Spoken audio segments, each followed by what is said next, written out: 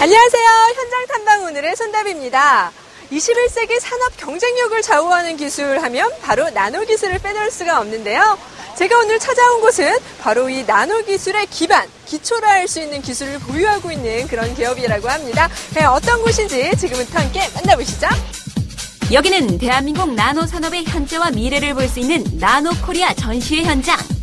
나노 산업과 관련된 여러 기관 및 기업체가 각자의 기술을 선보이고 있는데 우리 리포터 발길을 사로잡는 곳이 있었으니 이곳 전시장에는 나노 기술을 대표하는 여러 기업들이 들어와 있는데요. 그중에서도 제 마음을 딱 사로잡은 게 있습니다. 짜잔! 바로 이건데요.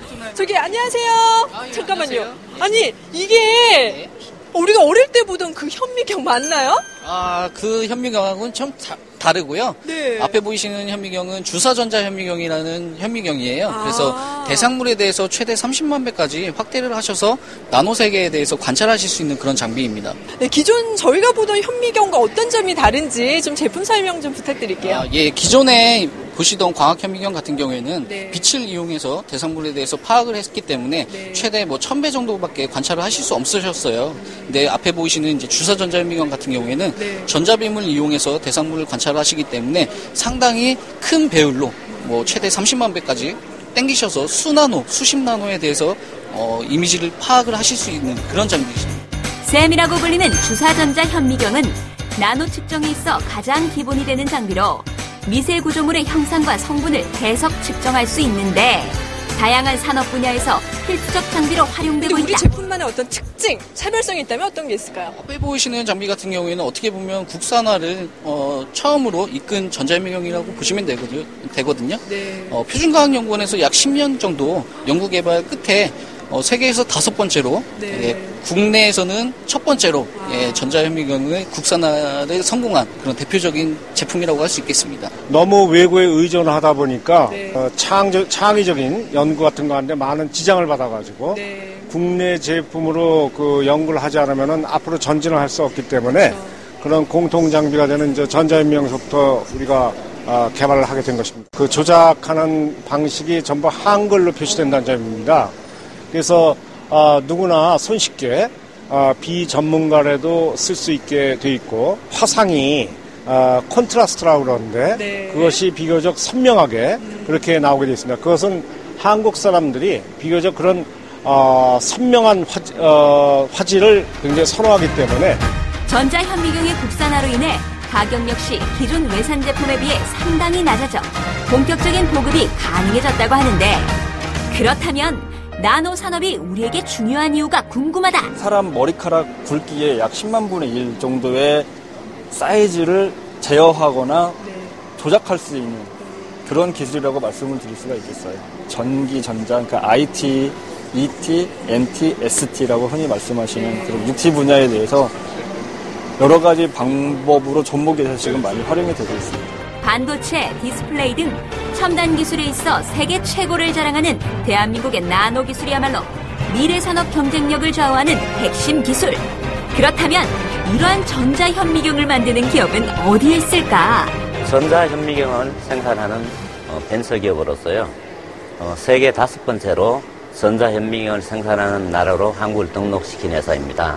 나노 기술이 점점 발전하면서 병원에서 청진기처럼 전자현미경은 필수적으로 사용되는 장비입니다.